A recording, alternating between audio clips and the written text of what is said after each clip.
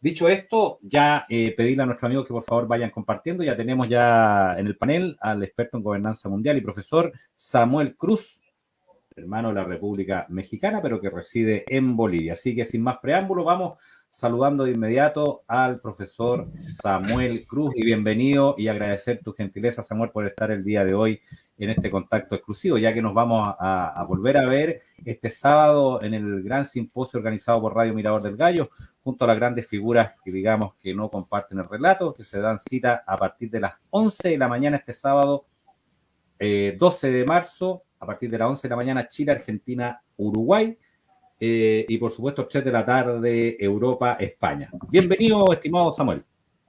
No, muchas gracias. ¿Sí se escucha? Hola, ¿Se escucha? Hola. ¿Se escucha? Es que no veo aquí en el icono. Sí, excelente. Muchas gracias, como siempre, por la invitación. Saludar a Horacio, una presentación excelente. Estaba anonadado con lo que estaba viendo ahorita. Y es eso, pues se está haciendo realidad este gran sueño que tenían los masones, ¿verdad? Y pues nada, agradecer nada más por la invitación. Perfecto, estimado Samuel. Vamos a hablar el día de hoy. Samuel ha preparado un tremendo trabajo que lo dio a conocer, por supuesto, en sus redes sociales. Todo lo que conlleva este conflicto bélico, digamos, que reside en Ucrania, pero que prácticamente podríamos establecer que es Rusia contra la OTAN. Para estos efectos, Horacio Muñoz va a poner en contexto el tema para que posteriormente Samuel Cruz, el profesor Samuel Cruz, pueda desarrollar, digamos, este interesante trabajo que va a ser dado a conocer en exclusiva para Chile. Adelante, Horacio. Bueno, damos la cordial bienvenida a nuestro amigo de México, viviendo en Bolivia, totalmente espíritu latinoamericanista, Samuel Cruz. Bueno, la verdad es que Samuel nos va a ilustrar un poco sobre las implicancias geopolíticas de lo que está ocurriendo en el conflicto en la zona europea oeste, la zona este, digamos, de Europa, entre Rusia y Ucrania. Ayer hicimos una aproximación junto con el profesor Gustavo Sallé, pero hoy día vamos a tener una mirada quizás más ancha, más amplia, por lo que Samuel va a ser clave en esto para que nos ilustre de estas implicancias geopolíticas que tiene este conflicto. Así que en ese aspecto Samuel nos va a ilustrar. Así que adelante, Samuel. Los micrófonos y las cámaras son todas para ti. Estás muteado, Samuel. Estás muteado. A ver. Ahí sí. Hola. Ahí está. Ahora sí, Samuel. Ahora sí. Adelante. Andábamos medio tropezones de acá con el programa. Yo no me llevo muy bien con el StreamYard, pero ya lo aprenderé a usar como ustedes. Bueno, yo he estado viendo la televisión y me imagino que igual ustedes, un problema muy grande que ha estado surgiendo, y no es precisamente el conflicto, sino la otra guerra, el otro lado de la guerra, que es el lado informativo, ¿no? Y para esto tendríamos que a fuerza remontarnos a otros eventos, porque por desgracia mucha gente ha utilizado el lenguaje simplista como para tratar de explicar, ¿no? ¿Quién no ha escuchado tal vez en alguna reunión con la familia? Oye, y había estado muy loco Vladimir Putin o lo que sea, ¿no? O sea, cosas simplistas, pues. Pero en realidad tenemos que conocer más de dónde proviene todo este problema. Ya alguna vez en el simposio que hicimos, junto con Adrián Salvucci, y ahí estuvimos definiendo algunas teorías de geopolíticas, y si me permiten voy a compartirles una pantalla. Y aquí, una de ellas es esta, ¿no? La teoría del Harlan. Esta teoría explica muy bien la posición geográfica que tiene Rusia y la importancia para Occidente, ¿no? Importancia negativa en este caso, ¿no? Porque esta teoría fue propuesta en 1904. Ya la habíamos explicado, pero es importante tenerla en contexto porque nos sirve muy bien para explicar lo que está sucediendo hoy. En 1904, en realidad en 1903 la había propuesto esta teoría Sir Halford Mackinder, este geopolitólogo británico.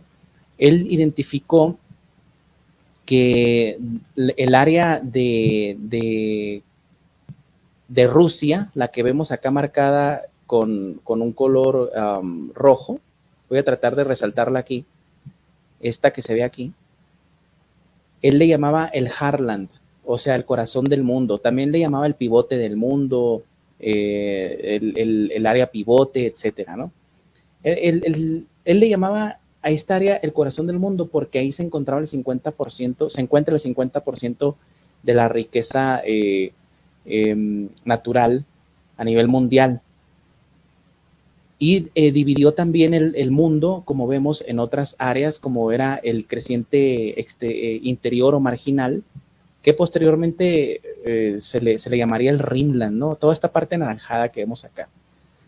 Y la parte exterior de esta masa de tierra le llamó el creciente exterior o insular, ¿no? Que vendría siendo África, desde el desierto del Sahara hacia abajo, las islas de Malasia, etcétera, la Austria, América, toda América, Japón e Inglaterra, todas esas áreas estaban fuera del área pivote. Él las remarcaba porque decía estas naciones nunca van a poder controlar el Heartland, el corazón del mundo.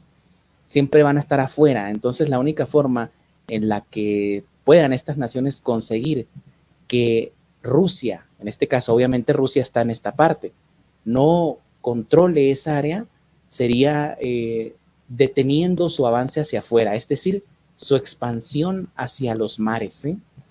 Pues estoy tratando de explicarlo con palabras muy, muy sencillas, diferentes a las que utilizó Halford Mackinder para explicar, ¿no? Para hacerlo muy, muy sencillo.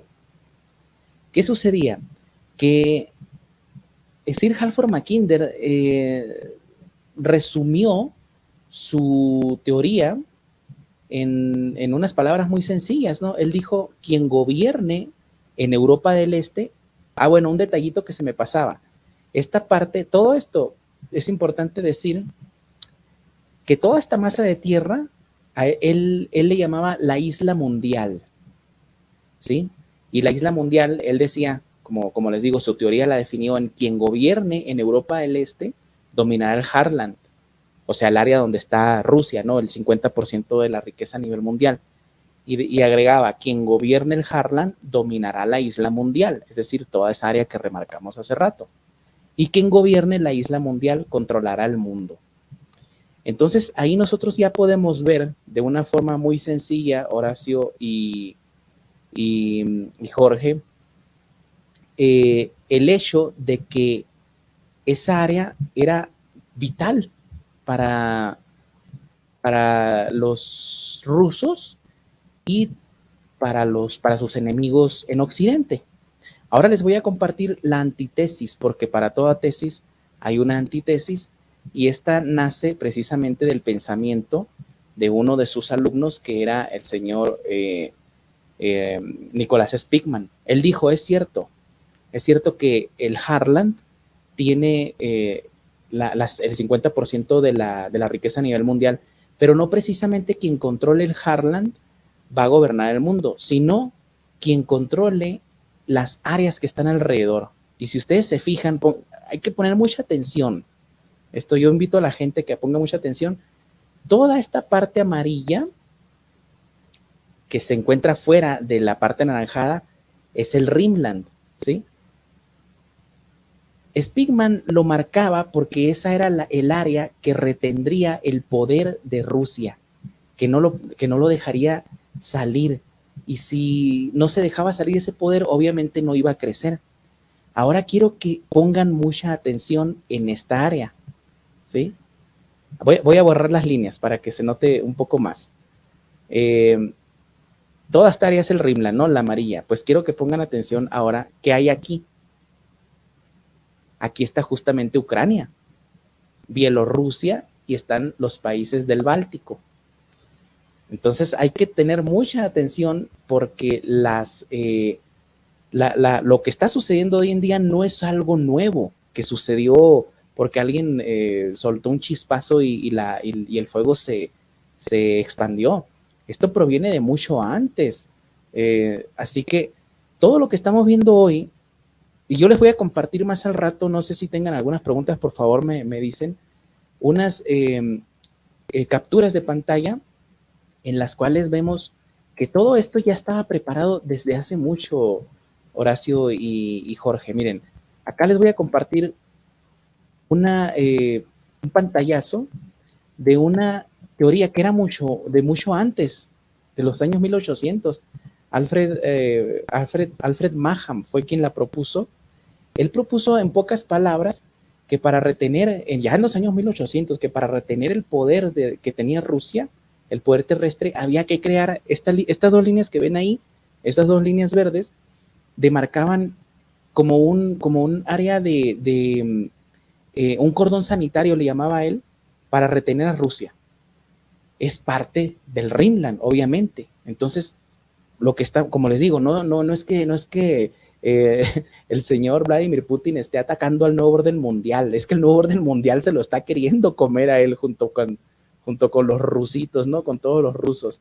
Ahora, hay que también tener en cuenta, ya lo habíamos dicho, todo esto es para poner en contexto, ¿no? Que el gran proyecto de China, el gran proyecto de la ruta de la seda, que acá les voy a poner un pantallazo para que vean qué se está compitiendo hoy entre las grandes potencias, pues nada menos que es el control del Rimland y del Harland. Así de sencillo. China, con su gran proyecto de la ruta de la seda, está buscando controlar estas áreas, ¿no? Si nosotros fuéramos, y los invito a la gente que vaya a ver la repetición, que vaya a la imagen anterior y vea toda esta cuestión del Rimland y del Harland, pues estamos viendo prácticamente que con el proyecto de la nueva ruta de la seda o el Belt and Road, China se apropiaría o tomaría el control de toda el área del Rimland. Y no solamente eso, sino como vemos la línea que rodea la línea roja, estaríamos viendo que atenazaría absolutamente las dos áreas de control mundial, que serían el Rimland y el Harland. Nada menos que eso se está compitiendo en la actualidad. Ahora, como les digo, si tienen alguna pregunta, me interrumpen, porque no sé si Perdona. Perdona, Samuel. Sí, le vamos a pedir a nuestros amigos, si Horacio tiene una pregunta, lo mismo, por favor, estimado Horacio, y a nuestros amigos que están en conexión, algo que sea, por supuesto, las preguntas que sean relacionadas con este tema van a ser leídas al aire y contestadas por el profesor Samuel Cruz. Perdona, Samuel, adelante. Listo, bueno, no te preocupes, perfecto, me parece perfecto. Miren, ahora, después de que estalló la guerra hace unos días, mucha gente empezó a solamente decir que a Vladimir Putin se le había ido la perola y había empezado a bombardear por malo nada más, no era el Hitler nuevo de la época. Sin embargo, todo esto viene suscitándose desde el año 2014 y hasta eso, porque vamos a ir un poquito más atrás. Ya explicamos más o menos por qué es tan importante esta área, ¿no? Esta imagen que están viendo es una representación muy, muy simplificada de lo que son los gasoductos que provienen desde Rusia hacia Europa. Y vemos una cosa muy interesante, que muchos de los gasoductos pasan, voy a cambiar aquí el color para que se note, pasan precisamente por Ucrania, ¿sí? Este es el principal motivo del conflicto entre Rusia y Ucrania. Estos gasoductos, esta infraestructura fue creada desde la época en la que Ucrania pertenecía a la Unión Soviética, ¿no? Todos estos ramales, que unos van a Asia Central, otros van al Mar Negro, etcétera, son importantes para Europa porque al final de cuentas son los que llevan el gas hacia el corazón de Europa y obviamente que proveen la energía eléctrica, la energía en los hogares para que la gente, pues obviamente el frío en Europa es muy crudo, ¿no? Esto, lo que sucedió entre Ucrania y Rusia fue que empezaron a tener problemas más o menos, desde que cae el muro de Berlín y se disuelve la Unión Soviética, resaltan los problemas, salen a la luz los problemas de que Ucrania estaba en déficit con Rusia por motivo del gas. Lo que sucede es que aún así, obviamente estos proyectos grandísimos y estos negocios que dejan grandes dividendos no se cancelan de la noche a la mañana porque uno esté más feo que el otro, sino que siguen, ¿no? Pero Ucrania poco a poco se fue convirtiendo en un socio muy problemático para Rusia, un socio en la cuestión estratégica del paso del gas hacia Europa, porque empezó a salir a la luz también que el gas que iba hacia Europa, hacia la Unión Europea, estaba siendo, y voy a utilizar un término muy coloquial, robado por Ucrania para consumo interno. Entonces los rusos obviamente tuvieron que buscar opciones, y una de esas opciones la vemos acá en esta parte de arriba, que es el Nord Stream. Este es el Nord Stream 1, ¿sí? Todavía no existía el Nord Stream 1, perdón, el 2. Pero por otra parte también empezó a construir otros proyectos como el South Stream, ¿sí? Que vemos en esta parte. Este South Stream, al final de cuentas, se iba a conectar directamente con Bulgaria, pero al final de cuentas se conectó con Turquía. Y de Turquía pasa hacia Bulgaria, hacia Rumania, hacia Hungría y ahí directamente hacia Europa. Entonces, todo esto está proyectado para que se extienda. Ese es el gran problema entre Ucrania y Rusia, que Ucrania, un porcentaje grandísimo de su Producto Interno Bruto pasa o se produce a través del arrendamiento de sus tierras para el gas, ¿no? Pero esto no se nos dice en los medios de comunicación, ¿no? Los medios de comunicación tradicionales, que solamente quieren que creamos que la guerra empezó porque a Vladimir Putin, como les digo, se le fue la perola y de pronto empezó a bombardear, ¿no? En esta otra imagen que vemos acá, vemos la construcción del Nord Stream 2, que es básicamente el mismo recorrido y como vemos se conecta con Alemania. Con todo esto lo que conseguiría Rusia es desembarazarse totalmente de Ucrania, pero al mismo tiempo con ignorando a Ucrania, lo que ha permitido es que la presión política que tenía sobre el gobierno ucraniano disminuya y acabe Ucrania acercándose más a la Unión Europea. No sé si hasta aquí tengan alguna pregunta. Hay preguntas. Sí, hay preguntas, estimado Samuel, Horacio. A ver, el Sustillo dice, 1 año y medio después, perdón. Rock Steve 1981 pregunta, ¿este conflicto data desde el 2014 o es más antiguo, estimado Samuel? Yo lo que puedo responder es que inicia en el 2014 y les puedo decir desde que desaparece este avión, el Malaysian Airlines, del que fueron culpados por su derribo los prorrusos del área del Donbass. Ahí, fíjense, ya en el noticiero en la mañana platicaba que a mí me tocó estar en la carrera, ¿no? En la universidad, y estaba haciendo el servicio en una empresa manufacturera y me tocó el día, la mañana, mejor dicho, en la que salió la noticia del derribo de este avión, y recuerdo que le dije a un ingeniero, esto puede ser el inicio de una guerra. Me dijo, no, estás loco, fue un accidente, algo así. Y le digo, no, tiene implicaciones más grandes. Pero en aquella época, yo estaba estudiando todavía, no había forma de hacer llegar todo esto a la gente.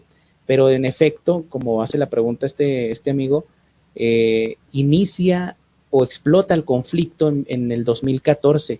Pero mira, miren, esta imagen que vemos en la pantalla pertenece a un libro que se llama El Gran Tablero Mundial de Zbigniew Brzezinski. Y Zbigniew Brzezinski fue muy claro en aquella ocasión. Él dijo que la única forma en la que se podría evitar que el poder de Rusia amenazara en alguna ocasión el poder de los Estados Unidos sería desmembrándolo directamente. Ahorita voy a mostrar unas fotografías.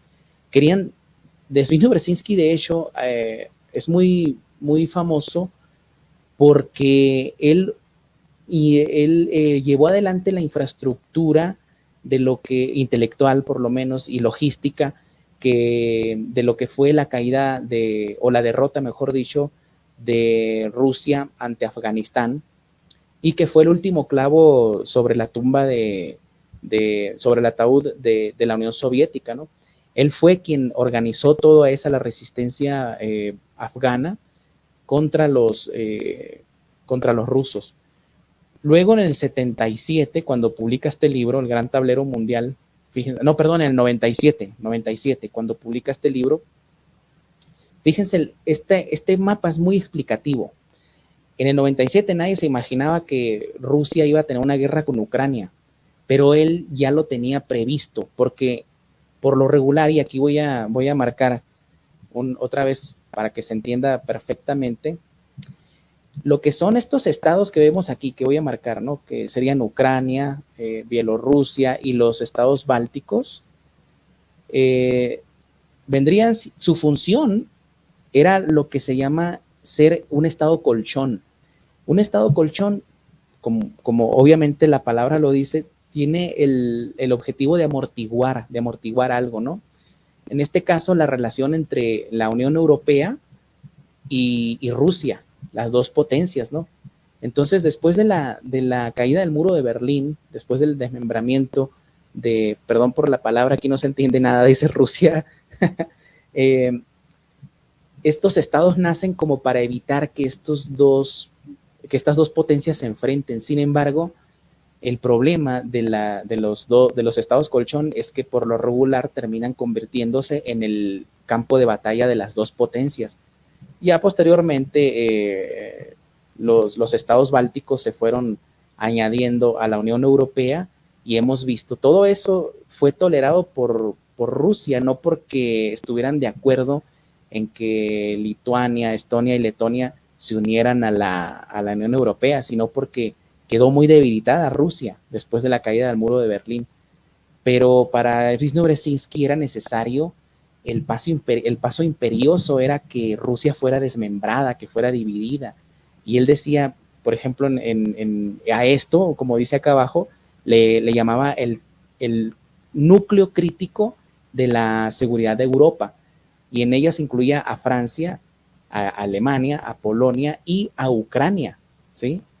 Él decía, ni Ucrania, ni Polonia, ni Alemania, ni Francia pueden, por ninguna razón, caer en la órbita política, no en la órbita militar, no en la órbita de la invasión, como se solía hacer en la Primera Guerra Mundial y como se está haciendo ahora, sino en el término político, en el término de acercamiento diplomático, en el hecho de forjar alianzas.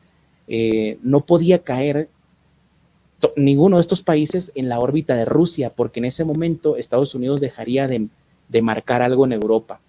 ¿Por qué? Porque Europa estaría proveída totalmente por parte de Rusia. Pero fíjense cómo ya en el año 97, Zbigniew Brzezinski incluía a Ucrania. ¿Qué tenía que hacer Ucrania? O sea, en esta cadena de países, que es el núcleo de seguridad crítica que le llamaba Zbigniew Brzezinski, ya se incluía ese país. Entonces, no es algo que sucedió, como les digo, de la noche a la mañana. Fue algo que estaba previsualizado y que obviamente fue algo que estalló, que en esta época nos ha tocado a nosotros ver solamente el estallido de un problema que ya se venía arrastrando hacía mucho tiempo.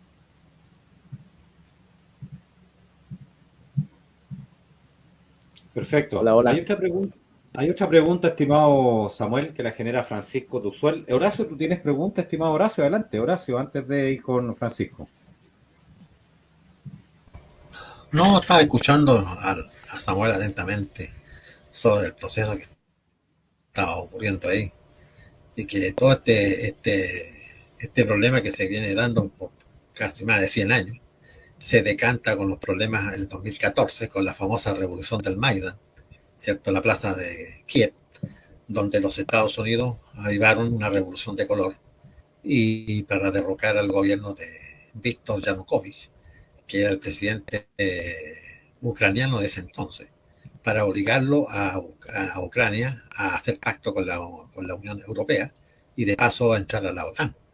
Esa revolución del Maiden la realizó Estados Unidos, incluso la Victoria Nuland, que salió anoche en la televisión diciendo de que los laboratorios químicos que ellos estaban desarrollándose, los laboratorios biológicos, que tuvieron que desarmarlos, dice, apresuradamente, para no permitir que los rusos se apoderaran de algunos elementos de guerra bacteriológica que ellos están probando ahí, que están 11 laboratorios tenían en Ucrania. Y todo eso lo hizo Estados Unidos en 2014 para apropiarse del gobierno y de la dirigencia ucraniana.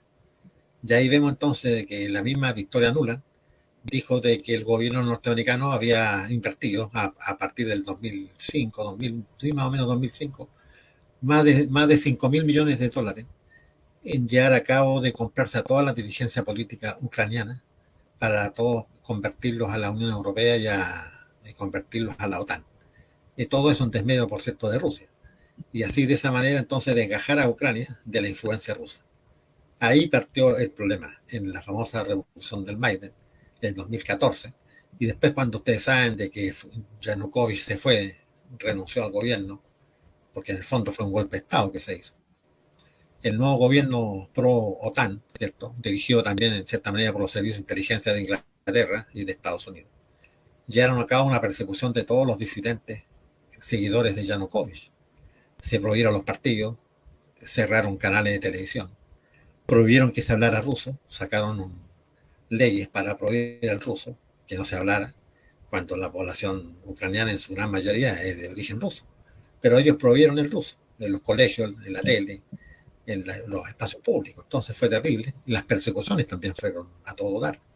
Muestra de eso fue lo que ocurrió en 2015 en Odessa, cuando un sindicato se reunió y vinieron los neonazis ucranianos o nacionalistas y le prendieron fuego a la sede, quemando y matando a 50 trabajadores ucranianos que por el solo hecho de ser prorrusos o ser de origen ruso. Y los que salían quemándose, hay muchos videos de eso, ellos los mataban a palo, los remataban afuera, a palo limpio, como se dice, ante la mirada de la policía que no hacía absolutamente nada. Entonces eso se viene arrastrando del 2014, este conflicto en Ucrania, con la cual Estados Unidos entonces está apropiándose de todo este territorio, muy rico además en tierras negras, en minerales, la agricultura es tremendamente grande. Monsanto, que tiene el 20% de las tierras negras, Monsanto es dueño de esas tierras. Entonces, para que ustedes se den cuenta lo que estaba en pugna en este momento ahí. Era como lo que le decía yo al profesor Sallé anoche.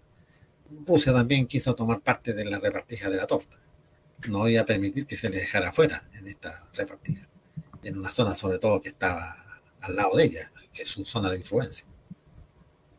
Eso quería complementar al profesor Samuel. Perfecto, estimado Horacio. En esa misma línea, gracias, estimado Horacio, en esa misma línea, Francisco Tuzol, porque tú hablaste de unos laboratorios, dice, ¿está confirmado que los bombardeos de Putin, aparte de las bases militarizadas, estarían bombardeando laboratorios que tienen relación con esta pandemia? Profesor Cruz. Yo me limito a alejarme un poquito de ese tema porque todavía no está muy confirmado. Hoy, precisamente, ha salido ya oficialmente la noticia de que ciertamente estaban los laboratorios estadounidenses. Hay que decir que los estadounidenses nunca negaron que estuvieran. Lo que sí hicieron es que los disfrazaron de otro tipo de laboratorios.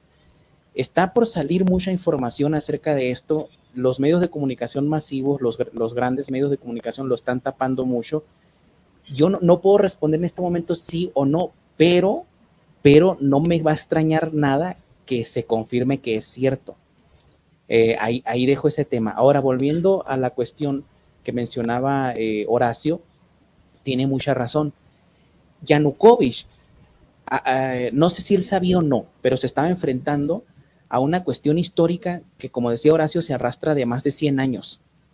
Y Yanukovych le tocó vivir el momento previo al estallido de todo esto. A Yanukovych se le ofreció se empezó a seducir la parte de la Unión Europea para atraer a Ucrania hacia su órbita siendo que por cuestiones diplomáticas el territorio ucraniano no se debió tocar, pero ya se hizo. Las leyes, el derecho internacional se lo pasan por el arco del triunfo estos señores, ¿no? De los poderosos del mundo. Y antes de que se me pase, para los que quieran seguir un poco más esta información, los invito a mi canal Revisionismo y Geopolítica, donde he publicado un video como de media hora que hicimos con Solange Muñoz, en el cual estuvimos explicando paso por paso esto, y estaremos haciendo una actualización junto con esta participación en la próxima semana. Y bueno, regresando al tema, a Yanukovych se le ofreció esto, pero a sabiendas de lo que se le vería encima, Vladimir Putin le ofrece una oferta mucho más tentadora. Es por eso que el 2012, cuando Yanukovych acordó que se iba a asociar a la Unión Europea, luego dio marcha atrás el 21 de noviembre del 2013, y fue lo que encendió las calles. Hay que decir que no fue la gente propiamente la que salió a protestar contra Yanukovych, sino que fueron los servicios secretos estadounidenses los que manipularon a las personas y a los grupos durmientes que están ahí siempre en los países, para crear una especie de revolución de colores dentro de Ucrania, y termina Yanukovych teniendo que salir del país, ¿no? Ahora, llegando más al presente, por ejemplo, con el caso de Poroshenko, cuando él llega al poder, le toca lidiar con todas estas cuestiones. De hecho, le toca la plena acción de la anexión del territorio de Ucrania, perdón, de Crimea a Rusia. Hay que decir que hoy en día Crimea no la tiene tan fácil, se le ha cortado el acceso al agua potable, y o sea, no es como que ya se terminó el problema entre Crimea y Ucrania, sino que sigue desde el 2014, siguen teniendo muchos problemas estas dos regiones, ¿no? Con la cuestión del Donbass, vamos a la cuestión del Donbass, donde se han independizado y oficializado solamente por Rusia. Ya se veía venir. Unos días antes de que sucediera, en el noticiero de México, Señal Global, yo dije que el posible resultado del reconocimiento de la independencia de Donetsk y Lugansk sería la guerra. Y de hecho, al otro día fue la guerra. De un miércoles dije esto, y al otro día empezó la guerra. Entonces, vemos que, y esto no es que lo esté presumiendo, ¿no? Sino que son las lecturas naturales que se van haciendo y que al final de cuentas se cumplen. Pero ¿de dónde provenía todo esto? Bueno, estamos viendo este mapa que les he compartido, y miren, este mapa fue publicado por un periodista, déjenme leer el nombre porque es bien difícil, Dmytro Chichenko. Es un periodista ucraniano. Publicó este artículo justo en el año 2014, donde en estas letras raras que vemos acá, que yo tuve que buscar la traducción, dice Moscovia. Esta parte azul, voy a marcar acá con mi PowerPoint. Esta parte azul que vemos aquí vendría siendo lo que quieren los seguidores de Brzezinski, vamos a ponerle así de esta forma, que quede, que solamente sea Rusia, que es la parte, esta frontera sería la frontera natural, que son los montes Urales, ¿no? Esta parte ya es Asia. Y aquí dice China. Para él, estos territorios deben entregársele a China para seducirlo, para que se convierta en aliado de Occidente, para que deje a Rusia totalmente aislada. Entonces, esto fue en 2014, pero como no es una idea que se le ocurrió a Chichenko, fueron elucubraciones hechas por grandes geopolitólogos como Zbigniew Brzezinski. Zbigniew Brzezinski era antirruso totalmente. Y hay que decirlo, yo quiero aclarar acá, yo no soy prorruso, ni soy pro-OTAN, ni nada. Yo solamente estoy analizando y dando los datos históricos. Y todo indica que acá, al que se le quiere hacer daño, al que se le quiere desmembrar, pues es Rusia. O sea, no hay que, 2 más 2 no son 5, 2 más 2 son 4. Hay que tener ese razonamiento y darnos cuenta que el que está sufriendo las consecuencias de más de 100 años, ya lo decía Horacio, es Rusia, no los Estados Unidos. Los Estados Unidos han logrado a través de ese poder increíble que han amasado a través del dólar, poder llevar a cabo los proyectos preparados por Zbigniew Brzezinski. El gran sueño de ellos es que Rusia no exista, así de sencillo. Pero todavía ni siquiera, estas personas ni siquiera lo ocultan, Jorge y Horacio. Aquí está una publicación de la RAND Corporation del 24 de abril del 2019 y le preparé esta diapositiva a último momento para explicarle a la gente, ¿no? La RAND Corporation es un tanque de ideas o un think tank que es conocido por haber desarrollado, ahí trabajaba Zbigniew Brzezinski, haber desarrollado la teoría de atraer a Rusia a un conflicto con Afganistán para drenar sus recursos. Ellos se enorgullecen de que ellos fueron los provocadores de la caída de Rusia. Entonces, si nosotros vemos en esta placa que les he preparado, como les digo, hay el 24 de abril del 2019, la RAND Corporation publicó un estudio larguísimo de posibilidades con las cuales se podría, como dice acá, el título es Sobreextendiendo y desequilibrando a Rusia, evaluación del impacto de las opciones de imposición de costos para poder destruir a Rusia.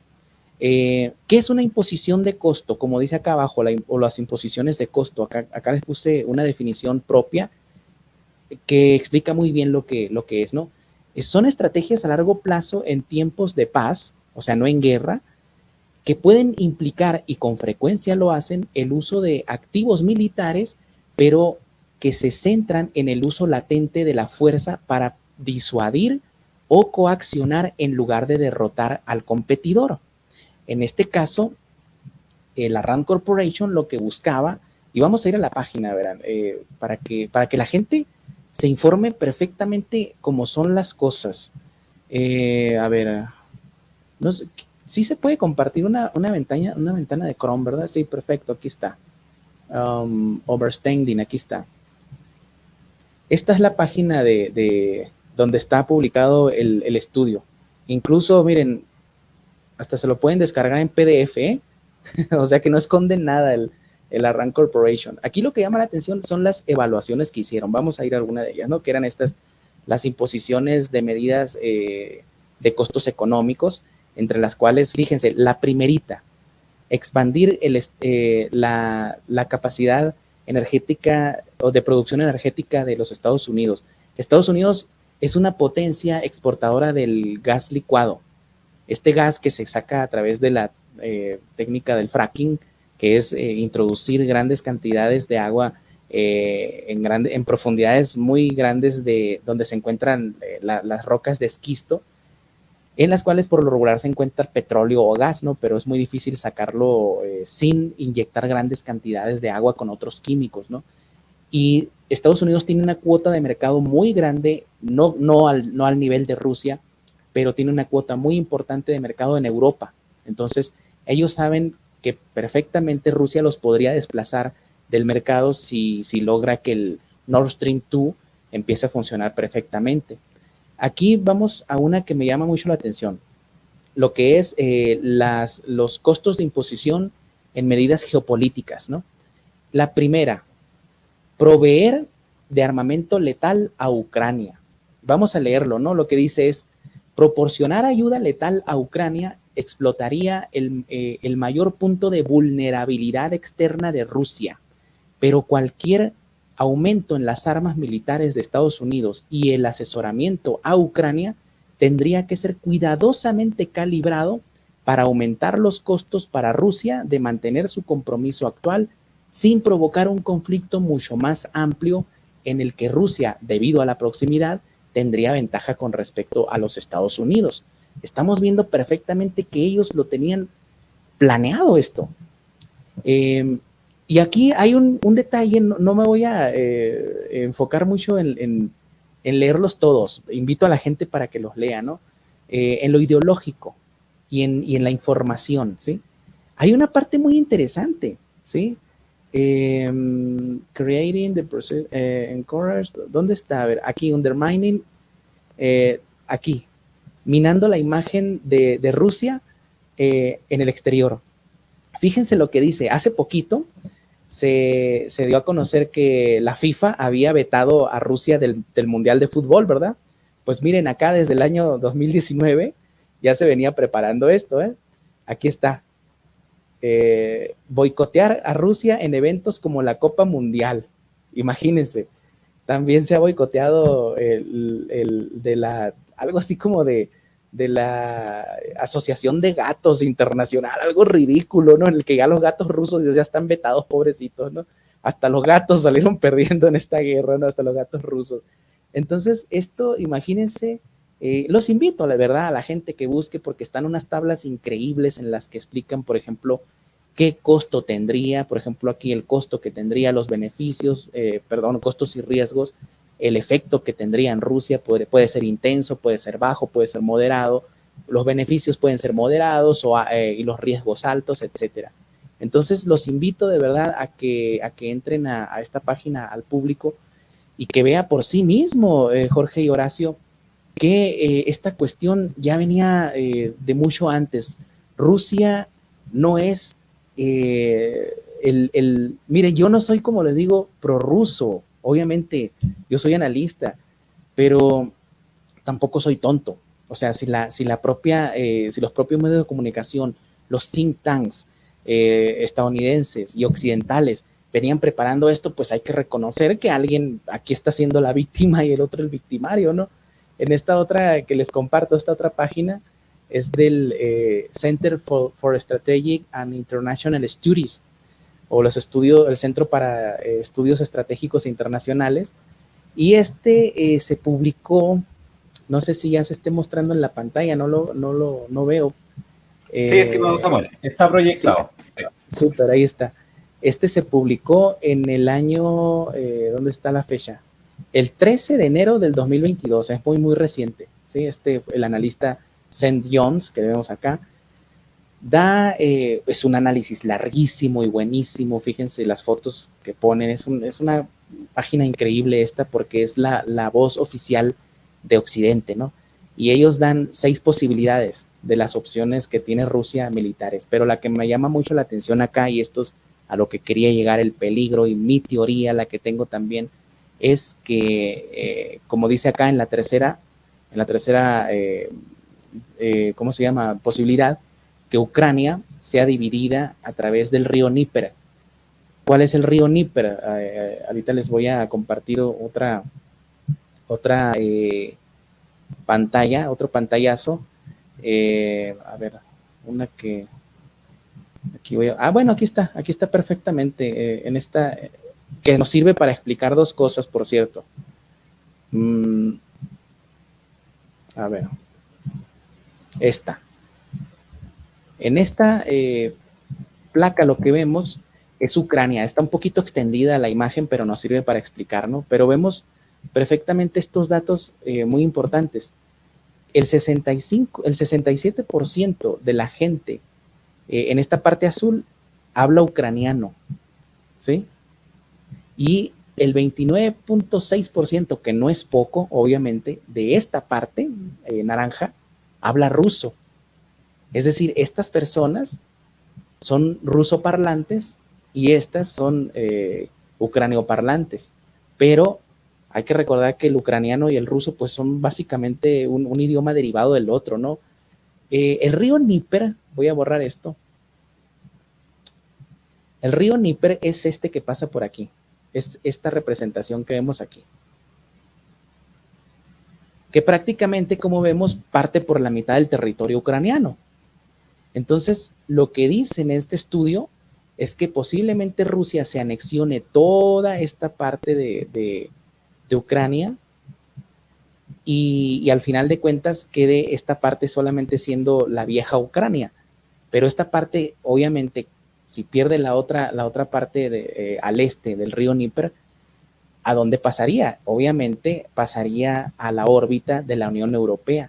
Mi teoría, ojalá me equivoque, pero mi teoría es que van a desmembrar a uno de los dos países, a Rusia, ya sea creando Moscovia, y la otra parte no sé si se la den a China o creen otros estados, o Ucrania, dependiendo del resultado final de la batalla.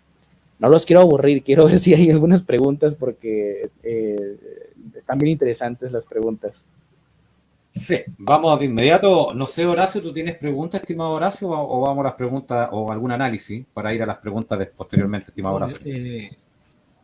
quería reflexionar y ayudando, en el caso del doctor, profesor Samuel, hacer ver de que en el año 2008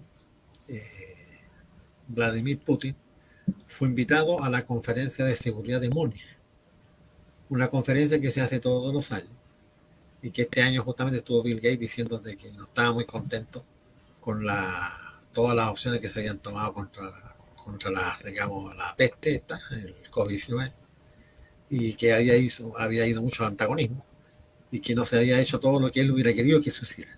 Esa fue la queja que fue a hacer a esta conferencia de seguridad de Múnich. Bueno, el 2008 fue invitado a Putin, y Putin, delante de todos los agentes norteamericanos y de la Unión Europea, les dijo de que el oeste, los socios, como les llama él, estaban violando todos los tratados con respecto a ir hasta las fronteras de la Unión Soviética y de Rusia, y que eso indudablemente iba a ocasionar serios conflictos de seguridad entre Rusia y los países del oeste. Así que llamaba a construir una nueva arquitectura de seguridad para todos, donde estuviera incluido Rusia, pero él se quejó de que al parecer no lo tenían a Rusia incluido. Y eso era un motivo de preocupación para él, que eso podía llevar a grandes problemas de seguridad en la Unión Europea y de Europa, y que eso iba a hacer a todos les iba a perjudicar. O sea, Putin ya en el 2008 está hablando de lo que se venía en este conflicto. Así que eso está. Alguien preguntó ahí diciendo que cómo era posible que los norteamericanos ya estaban haciendo sus planes de lo que iban a hacer con Rusia, cómo lo hacían públicamente. Bueno, yo digo que todo eso son instituciones, digamos, académicas, que hacen un montón de propuestas simplemente. No es que sea propuesta que la tome el gobierno, sino que son propuestas que hacen ellos. Y que, bueno, ahí el gobierno verá si las toma o no las toma. Pero eso hace ver también, por un lado, qué es lo que desean hacer los grupos económicos y de poder al interior de Estados Unidos. Ahora, lo que dice Samuel con respecto a que Rusia debería llegar hasta los Urales, la Europa rusa, la Europa, digamos, europea, o la Rusia europea, y que el otro debería ser otro país y entregado a China. Bueno, China está presionando las fronteras de Rusia en la parte de Siberia. Hay mucha gente ya china que está viviendo en poblados rusos y está presionando fuertemente las fronteras. No recuerdo que en los tiempos de la Unión Soviética, en el año 70 y tanto, hubo un enfrentamiento militar entre los chinos y los rusos, aún siendo ambos comunistas. Incluso era la frontera más militarizada del mundo. Los chinos tenían 1 millón de soldados en la frontera y Rusia tenía otro millón más. Entonces, no, ese dato es importante tenerlo presente. Gracias, no, pero de hecho, Jorge. No, muchas gracias, importantísimo el apunte y la verdad que, la verdad yo admiro mucho al público de ustedes, Jorge y Horacio, porque hacen unas preguntas increíbles, ¿no? Que retroalimentan el programa, son parte del programa. Es increíble realmente, yo me siento muy, muy, muy bien aquí con ustedes y con su público. Y bueno, yendo a la cuestión de cómo era posible, ¿no? Que hacía esta pregunta, no sé quién la hacía, de que los estadounidenses, sí es cierto, estaban mostrando ya sus planes desde hace mucho tiempo, y decía Horacio que estas instituciones como los think tanks pues hacen propuestas y el gobierno estadounidense estudia cuál poner o no en práctica, pero lo curioso ahora, Horacio y Jorge y querido público, es que pusieron todas, o sea, echaron toda la carne al asador desde el 2014, empezaron, si nosotros vamos de nuevo a la lista de cosas que que proponía la Rand Corporation, empezaron proponiendo las sanciones financieras y las impusieron. Aumentar la capacidad de Europa para importar gas de otros países, empezando por los propios Estados Unidos. Fomentar, fíjense, hasta el grado de llegar a fomentar la emigración, es decir, la fuga de cerebros de Rusia, de gente joven e inteligente que se fuera a otros países. Y así absolutamente todas, en lo geopolítico, proveer de armamento letal a Ucrania, incrementar el apoyo a los rebeldes en Siria. Todo esto está en la página abiertamente de la Rand Corporation. Promover la liberalización de Bielorrusia, es decir, promover los valores liberales prooccidentales en Bielorrusia, lo cual no se ha logrado, pero lo han intentado. Expandir el dominio estadounidense en el Cáucaso, reducir la influencia de Rusia en el Asia Central, provocar problemas dentro del Asia Central. Todo esto, hasta como les digo, el boicotear a Rusia del mundial de fútbol, todo esto ya lo tenían. Como no han podido destruir a Rusia como hubiese querido Brzezinski, de una forma militar, lo empezaron a hacer de otra forma, ¿no? Y aquí les pongo el mapa el Google Maps para ir directamente al campo, para ver los mapas, ¿no? En interactivo. Aquí hay una parte entre Bielorrusia y esta parte que se llama Kaliningrado. Fíjense, todos los demás tienen, ¿cómo se llama? Pues palabras pues, que por lo menos podemos identificar, ¿no? Polonia, Lituania, Bielorrusia, pero este no. ¿Por qué? Porque es un enclave ruso que se le otorgó a Rusia, a la Rusia soviética después de la Segunda Guerra Mundial.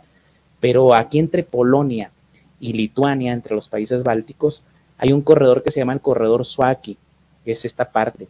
Esta parte corre mucho peligro, le tienen mucho miedo los occidentales de que Bielorrusia y la parte rusa, que solía ser, por cierto, una zona muy alemana, que era Königsberg, pero pues que pasó a mano de los soviéticos, porque los soviéticos eran los únicos que podían llevar a cabo un holocausto contra la población alemana. Mataron a millones, expulsaron a 15 millones de personas que tuvieron que marchar a pie, fíjense, desde aquí hasta la madre patria, hasta Alemania. Muchas personas murieron ahogados en el Vístula. Y en fin, bueno, ese es otro tema. Pero esta parte, aquí en esta parte ha estado golpeando mucho Bielorrusia a Europa en la cuestión de que también Rusia no es tampoco un angelito desnudo, pues tiene sus formas de defenderse.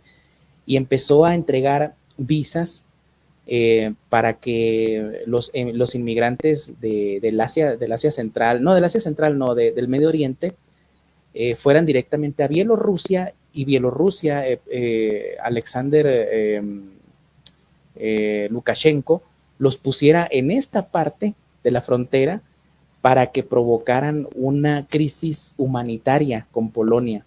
Entonces también está utilizando sus propias tácticas Rusia, porque no crean, yo sé que hay muchas personas que piensan que Rusia es una gran potencia al nivel de Estados Unidos, y no lo es. Rusia tiene una gran desventaja en la cuestión militar y en la cuestión económica. Entonces, uno de los puntos débiles de Rusia es precisamente lo económico, y es ahí donde los occidentales se están ensañando en golpear económicamente a Rusia, porque si ustedes van a la comparación entre el dólar y el rublo ruso, no hay comparación. O sea, el rublo está en niveles paupérrimos a comparación del dólar, pero la gran fortaleza que tiene Rusia es en la cuestión, y eso sí no se le puede negar, en la cuestión primeramente de que hay una máxima que desde que se creó Rusia ha primado, ¿no? Que es: Rusia no es ni tan débil como parece, ni tan fuerte como parece. O sea que aquellos que han querido conquistarla, como el propio Napoleón Bonaparte, el propio Adolf Hitler, han fracasado por la misma geografía de Rusia y el clima, pero tampoco es como que Rusia por sí sola pueda invadir Europa y controlarla el día de mañana. Es una cuestión muy, muy interesante, ¿no? Que a pesar de que Rusia no puede controlar Europa, Europa sí la quiere controlar a través de posiblemente dividirla. Como les digo, depende del resultado final de la guerra, Jorge. Perfecto, estimado Samuel. Vamos a ir a algunas preguntas, por supuesto, ya en honor al tiempo, porque además tienes que descansar también, estimado Samuel. Pero no hemos terminado el programa aún, así que por favor, sigan formulando algunas preguntas, van a ser leídas al aire. Nanobo dice, buenas noches, estimado. Para el profesor Samuel Cruz, ¿cuál cree usted que será la consecuencia de esta guerra, si eventualmente esto prosigue, y lo que pasará en el mediano plazo, digamos, sobre todo lo que respecta al capítulo de Sudamérica? Y por supuesto una mirada internacional. ¿Cuáles son sus aprontes, profesor? Yo creo que, bueno, ya adelantamos un poco, ¿no? Que dependiendo del resultado, podrían ensañarse con Rusia. Primeramente, el objetivo primario es quitar del poder a Vladimir Putin, porque Vladimir Putin, con sus errores y con sus aciertos, y tampoco se necesita, para dirigir un país tan grande, no se requiere una persona inútil, ¿no? Es una persona que yo he escuchado a algunos periodistas criticarlo duramente, ¿no? Y periodistas que supuestamente son antisistemas, ¿no? Y que son muy buenos, por cierto, ¿no? Pero lo han criticado duramente hasta en su vida personal, ¿no? Es como si de pronto estuviéramos regresando a la época de la Inquisición, ¿no? De la Segunda Guerra Mundial, donde cualquier cosa que hiciera Hitler ya era mala. Si le daba derechos a los perritos, era porque odiaba al resto de la humanidad, ¿no? Cosas exageradas a ese grado, ¿no? Lo que creo es que se quiere conseguir un cambio de régimen en Rusia y que esto va a depender, como les digo, del resultado. Y del resultado al mismo tiempo va a depender que si Rusia es o no dividida en un futuro lejano tal vez, o Ucrania pasa a ser un país totalmente dependiente de la Unión Europea, por lo menos en la mitad del río Níper hacia occidente, y por otra parte del río Níper hacia el este pasaría a ser, en mi opinión, un estado controlado por Rusia. En el futuro inmediato, yo junto todo esto, Horacio y Jorge, con la cuestión de la Agenda 2030, porque no hay que olvidar, ya una vez que ustedes me invitaron, hablamos de un proyecto que era el proyecto del gobierno mundial, pero en el plano político, no en el plano conspiranoico ni nada. Lo tratamos seriamente el tema y ahí vimos que según los estudios de los think tanks, llegaron a la conclusión de que la única forma de crear un gobierno mundial sería a través del miedo. Lo intentaron con la pandemia y todavía lo siguen intentando porque, ojo, detrás de esta guerra se está escondiendo algo muy grave, que es la pérdida total de la soberanía de los estados-nación, impulsado por la OMS. Hoy en día me enteré, gracias a un amigo de la televisión en México, de una constitución que están haciendo. ¿Se acuerdan que habíamos hablado de una constitución mundial que querían crear estos mundialistas como Winston Churchill, David Lloyd George, en fin, ¿no? Los británicos junto con los estadounidenses? Pues hoy en día la OMS acaba de lanzar, no hoy, hace unos días acaba de lanzar una iniciativa en la que está obligando o invitando, dicen ellos, a raíz de la pandemia, a los estados-nación a que cedan la soberanía en la cuestión de salud de ustedes, de los chilenos, de los peruanos, de los bolivianos, de los mexicanos, de los alemanes, de absolutamente todo el mundo. Es decir, que ahora sí, después de esta guerra, lo que se está escondiendo detrás, es cierto que hay muertos, yo no estoy minimizando los horrores de la guerra, pero detrás de todo esto hay una gran farsa que es la pérdida de la soberanía personal. Vamos a pasar a ser propiedad de la OMS. Y lo planteo, mejor dicho, como pregunta, ¿vamos a dejar que pase esto? Y esto está pasando desapercibido, Jorge, porque Ya hemos hablado del concepto del evento luminoso con N, no con L. El evento luminoso es un evento relacionado con la cuestión de las apariciones marianas, de los milagros en el catolicismo. Es un evento que es tan grande, tan impresionante, que la gente que lo mira pierde de perspectiva todo lo que está alrededor. Y esto se ha llevado a la práctica a través de los ataques de falsa bandera. Pongamos el ejemplo del ataque de falsa bandera de las Torres Gemelas. No quiere decir que un ataque de falsa bandera sea sin víctimas. Se necesitan víctimas, obviamente, para catalizar a la gente y pedir una venganza contra cierto grupo o darle el apoyo hacia una invasión. En este caso, con el 11S se justificó la invasión total del Medio Oriente, la destrucción de Irak, la destrucción de Afganistán, el expolio de los pueblos, murieron millones de civiles, y hoy en día lo que yo veo es que esta guerra de Ucrania tiene muchos tintes geopolíticos, pero por otra parte la élite mundial está aprovechando este evento luminoso que está acaparando nuestra atención para lograr eso que no pudieron lograr en medio de la pandemia, que era quitarnos nuestra libertad, Jorge. Ahí está lo peligroso, hay que tener cuidado. No hay que caer en la trampa de desviar la atención y solamente poner atención en Ucrania y en Rusia. Hay que ver lo que está sucediendo con la OMS.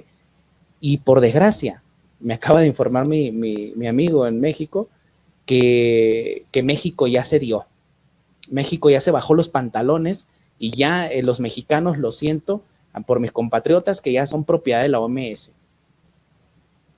Te voy a pasar el link, por cierto, Jorge. Wow, la verdad que estás dando una noticia ahí, sobre todo la gente, y nosotros somos gente de acá de México. Bueno, aquí el analista político, profesor y experto en gobernanza mundial lo acaba de confirmar. México, finalmente, con AMLO a la cabeza, se bajó los pantalones, como decimos nosotros acá en Chile. Mira qué interesante.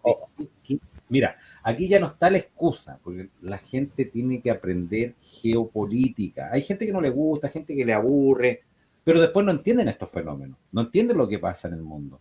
Como decía Adrián Salbuche, ¿te acuerdas tú, estimado Samuel? La geopolítica Sí.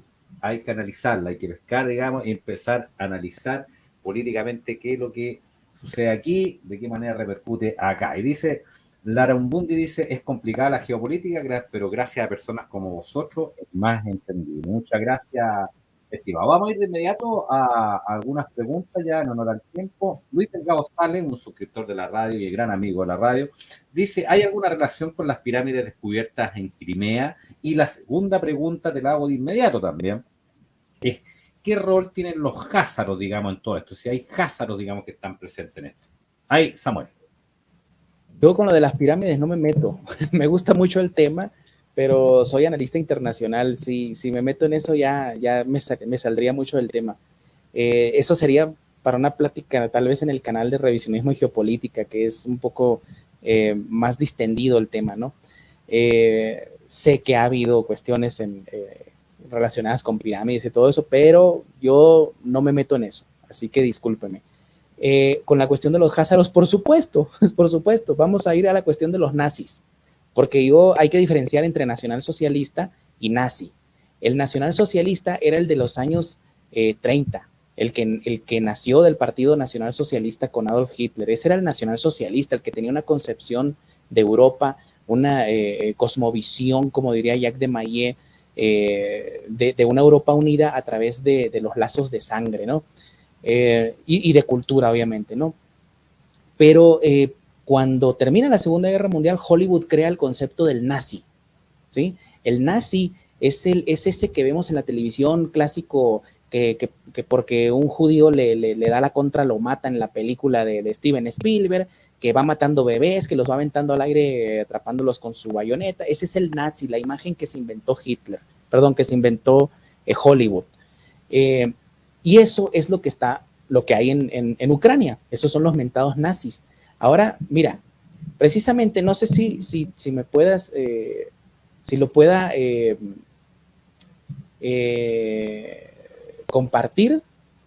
Aquí, mira, te voy a compartir una página. No sé si tú la puedas poner, verás, para que no haya ningún problema, porque aquí estoy moviendo no sé qué. Te acabo de pasar el link para que la gente vea quién es el que financia al movimiento nazi en Ucrania. Este señor que estamos viendo en la pantalla, no sé, ahí te pasé el link, Sí, Jorge. lo vamos a poner prontamente, lo va a poner Alejandro ahí, pues está por el chat interno, lo vamos a colocar en las plataformas de transmisión, estimado Samuel. Ah, bueno, entonces si gustas te lo comparto yo aquí en la pantalla para que lo podamos ver. Ah, ya lo pusieron, creo. Sí, ahí está. Si le dan un poquito para abajo, no, ese no es. No, ese no es. Me equivoqué, a ver, déjame buscarlo. ¿Dónde está? Bueno, se los voy a decir porque no lo encuentro el artículo, pero la persona que patrocina a estos... Ah, ahí está. Ah, no era. La persona que patrocina estos movimientos nazis es un judío házaro. Entonces, hay que tener también, hay que poner atención también en lo que no se muestra en los mainstream media, como decía el señor Donald Trump, ¿no? En los patéticos medios de comunicación, que buscan crear una narrativa.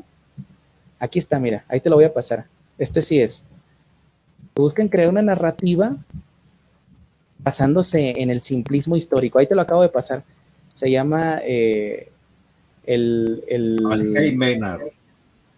sí, así es, exactamente. Ese señor que está ahí, ese banquero, es el que financia al grupo de los nazis, que son, por cierto, es un batallón que no rebasa las 1,000 personas y sí es cierto que tenían representación en el Parlamento, pero nunca tuvieron un peso específico.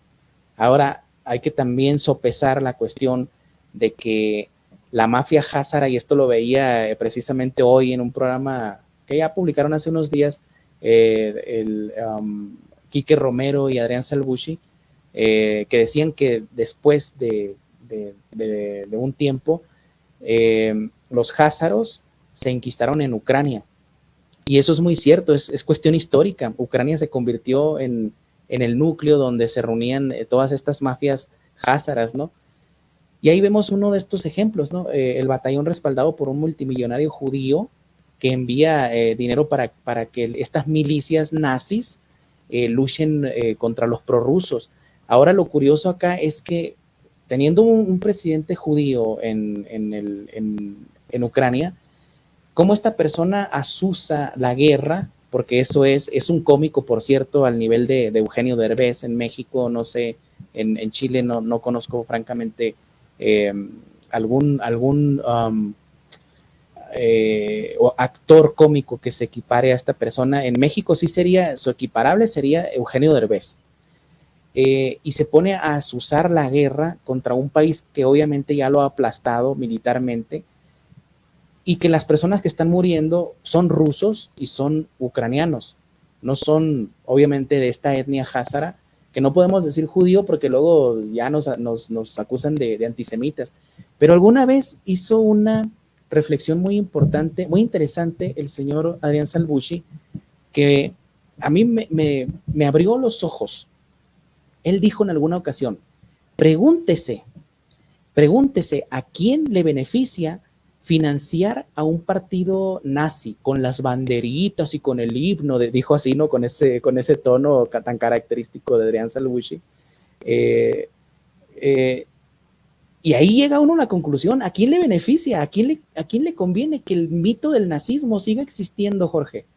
Si el día de mañana se acaba el tema del nazismo, ¿a quién se le acaban los negocios? Para empezar, al Estado de Israel, a Hollywood, a muchas personas que reciben indemnizaciones millonarias, a la ADL, a los organismos sionistas.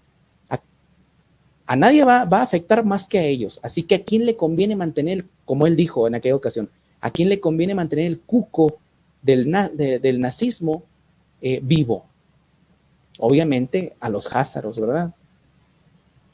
Tremendo, ¿eh? Tremendo. La última, vamos a ir a la última pregunta ya, pues 1 hora 30 minutos y ya son pasadas las 23 horas. Hay que recordar que el profesor y experto en gobernanza mundial y analista político Samuel Cruz nos va a acompañar este sábado justamente en este simposio organizado por Radio Mirador del Gallo, en la cual se va a analizar, digamos, el fenómeno, cómo va a ser este mundo post-COVID, junto a la participación de Samuel Cruz, Arián Salbuch, Gustavo Salle, Astrid Stuckelberger, Ricardo Delgado y Wilfredo Stock. Un tremendo, una cumbre internacional hacia dónde va el mundo post-COVID. Y ahí están los invitados y aquí justamente tenemos la participación del profesor Samuel Cruz, que nos va a acompañar este sábado. Así que, atentos, necesitamos que esta información se masifique con la participación de las más destacadas voces a nivel mundial para abordar las materias más álgidas que enfrenta hoy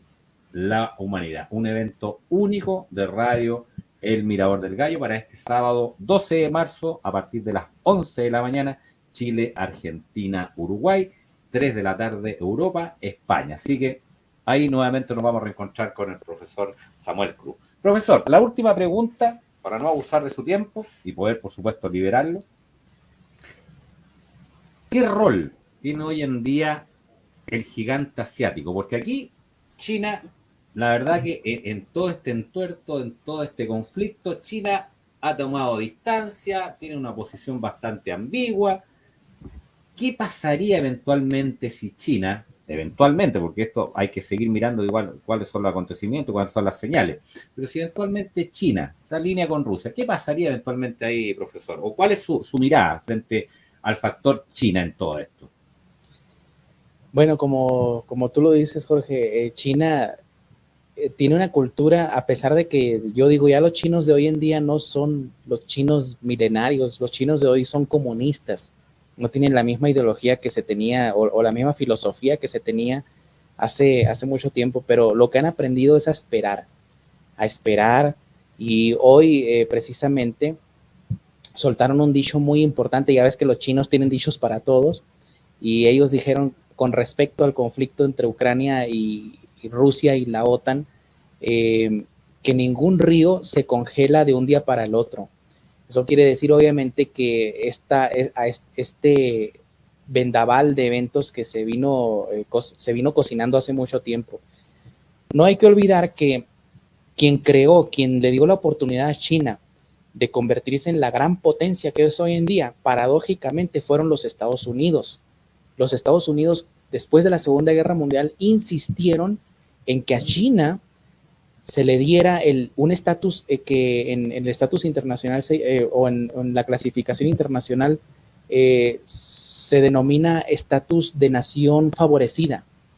Es decir, que los aranceles, todos los niveles de competencia que tiene China en la actualidad todavía, Jorge, son los mismos que tendría Chile, que tendría Bolivia, que tendría Haití, que tendría cualquier país del tercer mundo. Sin embargo, China ya no es del tercer mundo hace muchos años. Pero quien ha insistido en que se le mantenga este estatus fueron los propios Estados Unidos. Uno de los que insistió más en épocas recientes fue Bill Clinton. Entonces, este poder que han creado, ¿por qué les conviene? Porque si es igual, si desaparece el nazismo, ¿a quién afecta más, no? Igual, si desaparecen las potencias enemigas de Estados Unidos, ¿qué va a pasar con el complejo industrial militar de Estados Unidos? Va a desaparecer, ¿no? Va a tener que crearse un enemigo extraterrestre para poder ir a combatirlo al exterior, no sé. Pero yendo al papel de China, hoy en día se manifestó fuerte, dijo exactamente que lo mismo que estaban haciendo con Rusia, que es aprisionarla, y esto es muy cierto, que es aprisionarla, están haciendo los Estados Unidos con China. Entonces esto ya es un posicionamiento de lo que puede venir. También cuando hubo la crisis esta del submarino que sufrió un accidente, entre comillas, en los mares de China, y lo pongo entre comillas porque la noticia en los círculos militares era de que el submarino chocó con un objeto que venía a gran velocidad. Es decir, o sea, mi cabeza chocó con una piedra que me aventaste, algo así, ¿no? Obviamente era un dron submarino chino, a lo mejor táctico, con una explosión, con una carga mínima para evitar que hubiera daños mayores en el submarino, pero fue atacado ese submarino.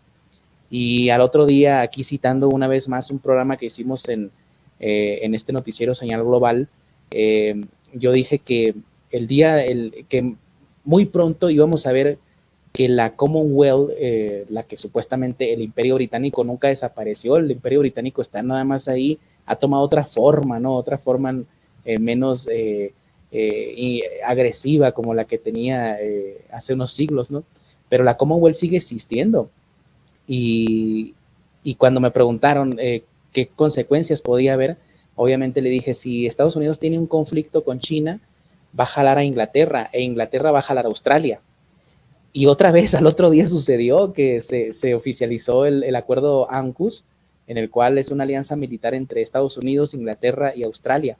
Y esa coalición va directamente contra China. Entonces China está esperando. China está esperando porque tiene varias opciones en la mesa. Una de ellas es que Rusia pierda la guerra y en ese caso, aunque Rusia y China en apariencia parecen aliados, no hay que olvidar que por encima de las amistades está el dinero. Y a China le conviene mucho que Rusia cayera en una gran crisis. ¿Por qué? Porque el petróleo se abarataría. El gas, por cierto, que acaban de concluir un acuerdo para construir un gasoducto de Rusia a China, bordeando esta parte de Mongolia. Y ese gasoducto iría a conectarse con la India y con otros países de Asia, ¿no? Realmente el mundo está cambiando mucho, pero como les digo, no hay que perder de vista esta información que te mandé aquí al chat privado, Jorge, ojalá la puedas compartir con la gente, porque la OMS está actuando, la OMS no se ha apagado. Algunas personas han dicho por ahí, me gustó un meme, me gustó mucho que decía un meme que a Vladimir Putin le van a dar el premio Nobel porque acabó con la pandemia, pero no es así, estamos pasando a otra etapa. No les sirvió meter miedo a través de la pandemia y ahora lo quieren meter a fuerza, creando este evento luminoso que les digo que llame la atención para por detrás o por debajo de la mesa, pues bajarnos los pantalones como ya se los bajaron a México, por desgracia. Sí, que importante lo que acabas de decir, ya finalizando la intervención, estimado profesor Cruz. Eso de que no hay que idolatrar, digamos, a Putin. Hay mucha gente que está idolatrando a Putin y que es el salvador del mundo, que no, que ya nadie se acuerda de la pandemia, que es el gran salvador, pero no. No, nuevamente se ratifica. Lo dijo ayer don Gustavo Salle, lo está siendo ratificado el día de hoy por ti, y por supuesto que lo más probable es que sea ratificado este sábado en este gran encuentro, en la cual el profesor Samuel Cruz tiene un tema, pero bastante interesante, que yo algo voy a adelantar, que es un trabajo que él ha efectuado los últimos días y que lo va a ser dado a conocer este sábado en una exposición magistral, digamos, junto a las grandes figuras del relato, que no se comparte el relato pandémico, digamos, en la cual el profesor Samuel Cruz nos va a hablar, entre otras cosas, de qué manera iría asociado estos códigos MAC y todo estos temas de nanopartículas con el blockchain, para que la gente lo pueda entender. Es un trabajo que acaba de terminar y va a ser dado a conocer justamente este día sábado. Así que imperdible este encuentro, esta cumbre internacional. Don Gustavo Salle, Wilfredo Stock, Ricardo Delgado, Samuel Cruz, Astrid Stuckelberger y me falta Adrián Salvucci. Tremendo programa para este día sábado. Estimado Samuel, yo la verdad que agradecerte tu gentileza como siempre. Nos reencontramos este sábado a partir de las 11 de la mañana, Chile, Argentina, Uruguay. Creo que son las 10 de la mañana. Yo mañana envío, lo digo aquí al aire, envío el programa a cada uno de los invitados para que tengan claridad el horario, porque después son exposiciones de 20 minutos, pero después se va a producir una mesa redonda donde van a poder ustedes intercambiar ideas, preguntar, contrapreguntar, etcétera, que va a ser eso alrededor de 1 hora y un poquito más. Así que imperdible el programa para este día sábado. Estimado Samuel, yo debo excusar a Horacio Muñoz, que justamente me pidió que te mandara cariño, saludos, digamos, como siempre, tuvo un problema ajeno a su voluntad y tuvo que salir del streaming. Vamos con las ideas finales y, por supuesto, palabra al cierre y sus redes sociales, profesor Samuel Cruz. Adelante. Bueno, primero mis redes sociales. Yo estoy muy activo en YouTube, a pesar de que a cada rato me latiguean por ahí, me tumban videos y esto. Todos los videos que me han censurado en YouTube en revisionismo y geopolítica están en mi canal de Rumble, o Rumble, como le digan, Rumble, así R-U-M-B alta L-E, que se llama exactamente igual, revisionismo y geopolítica. Los videos más problemáticos, los más censurables, están en ese canal. Así que los invito. Mi Facebook también me pueden buscar así directamente como Samuel Cruz, Cruz Trujillo. Y bueno, simplemente agradecerte, Jorge, a Horacio también por la invitación, por el espacio, y como te digo, me siento muy, muy a gusto acá con ustedes, en gran medida por el público que tienen, que nos están poniendo siempre comentarios ahí. También me pusieron ahí, es un honor escuchar a Samuel, es un honor también estar con ustedes y poder brindar un poco de mi conocimiento a toda esta causa. Y por último, también, como lo hace Adrián Salvucci, invitar a la gente que se involucre en la geopolítica, porque muchas veces, yo no critico esto, acá ven ustedes mis libros, aquí, y pueden ver fácilmente que tengo libros de omnilogía, me encanta la omnilogía, yo tengo los libros, casi toda la colección de Andreas Faber-Kaiser, de Bill Cooper, de Salvador Freixedo, etcétera, porque me encanta, pero no podemos comprender lo que hay fuera de nuestra comprensión, fuera del planeta, sin siquiera comprender lo local, y luego comprender lo nacional, y luego lo continental, y luego lo mundial.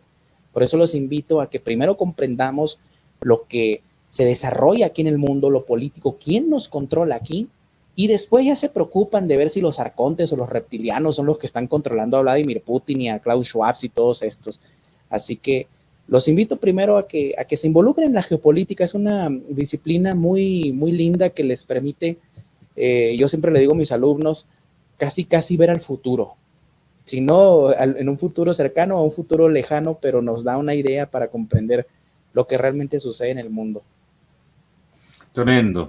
Muchas gracias, profesor Samuel Cruz, analista político y experto en gobernanza mundial, hermano mexicano que por supuesto reside en Bolivia. Tremendo programa que queda a disposición a partir de este minuto para cada uno de ustedes, estimados amigos. Y Samuel, solo decir que nos encontramos este sábado, valga la redundancia, a partir de las 11 de la mañana en esta cumbre internacional organizada por Radio El Mirador del Gallo. Por nuestra parte, dejar los invitados para el día de mañana, a partir de las 21 horas, junto a Raúl Maturana y Francisco Jerez, donde seguimos analizando la Agenda 2030. Mañana, 21 horas, Chile, Argentina, Uruguay. El día viernes, junto a Jorge Zamora, a partir de las 21 horas, donde tenemos destacados invitados que por ahí ya ellos, por cuenta propia, han cerrado algunos destinos vacunatorios, digamos. Así que, y esto en Chile. Así que atentos a ese programa este día viernes, el sábado en la mañana, 11 de la mañana, esta gran cumbre internacional. Estimado Samuel, te puedes desconectar nomás en honor a tu tiempo. Un abrazo fraterno. Muchas gracias por estar junto a nosotros. Muchas gracias, Jorge. Hasta luego y un saludo a todo el público y a Horacio también. Hasta luego. Hasta luego, muchas gracias. Bueno, estimados amigos, estamos dando por terminado el programa del día de hoy, sin antes indicarles que en la www.radiomiradordelgallo.cl se ha creado un link, están los datos de Alejandro Correa, están los datos de Marion Jara, está la cuenta de PayPal para poder, apelamos, a la solidaridad de cada uno de ustedes por la calidad de invitados, por la línea editorial que nosotros arrastramos desde marzo del año 2020. Así que ahí están los datos, el que quiera y pueda, bien recibido y por supuesto eternos agradecidos. Todo se junta, todo sirve para poder seguir manteniendo al aire esta línea editorial y este medio alternativo. Hay que cuidar los medios alternativos y también hay que apoyarlos, estimados amigos. Ha sido una clase magistral el día de hoy. Agradecer a Marion que logró compartir en las redes sociales. Por supuesto, agradecer la gentileza a Alejandro Correa, que como director de la radio y el canal El Mirador del Gallo, permite que programas como estos, con esta línea editorial, se puedan llevar a efecto para Chile y el mundo a través de la www.radiomiradordelgallo.cl. Y por último, agradecer a las más de 350 seres, personas, ciudadanos, que nos acompañaron el día de hoy en esta transmisión. Queda a disposición de ustedes aprendan la geopolítica, estimados amigos, para entenderla. Es compleja cuando uno la escucha, pero es necesario que ustedes la empiecen a manejar, sobre todo en los tiempos que estamos viviendo hoy en día. Un abrazo fraterno, que tengan buen día jueves a cada uno de ustedes. Un saludo a nuestros compatriotas chilenos, a nuestros amigos de Sudamérica, de Norteamérica, de Centroamérica y por supuesto de Europa y España, esencialmente gente que nos sigue. Un abrazo fraterno y buenas noches.